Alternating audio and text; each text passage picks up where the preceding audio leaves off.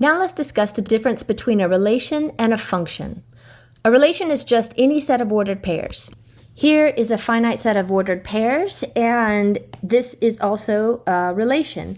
Now, a function is going to be a special set of ordered pairs where each x value corresponds to only one y value.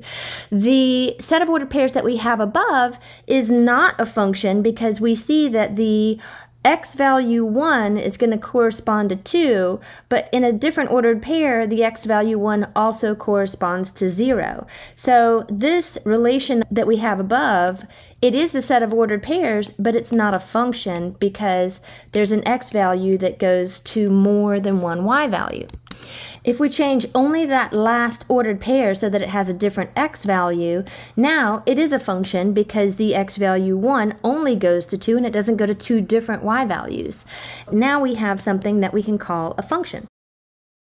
So now let's look at some ordered pairs and determine whether or not they're functions or if they are just relations. Everything is a relation because a relation is just a set of ordered pairs. So both of these satisfy that. But are they also functions?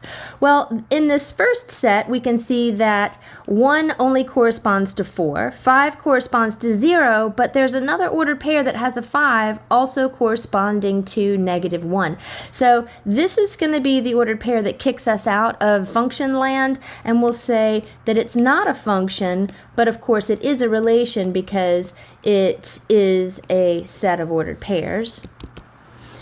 If we look at this second set of ordered pairs, we can see now that we have the x value 1 only going to 4, 5 goes to 0, but there's not another 5 as the x value in any of these ordered pairs. 6 only corresponds to -3, and 4 only corresponds to -1.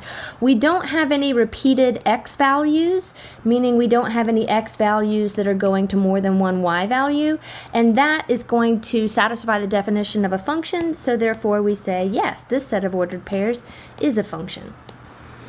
When we have a collection of ordered pairs, we can talk about the domain and the range. Now, the domain is simply going to be the collection of all the x values in the ordered pairs, and the range is similarly the collection of all the y values in each of the ordered pairs.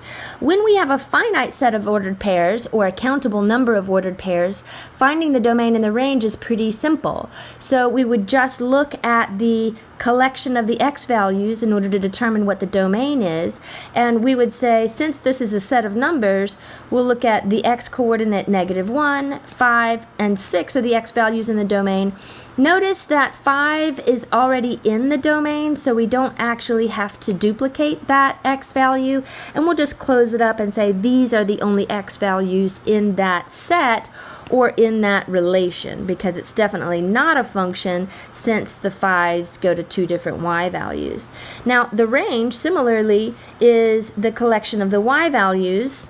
So we just scan through the ordered pairs to see what the y values are in that collection, and those elements make up the range. So 4, 0, -3, and -1.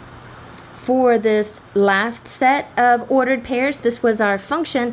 The domain, again, just the collection of x values. So we have 1, 5, 6, and we've changed that last x value to being a 4. So now we do need to indicate that last x value.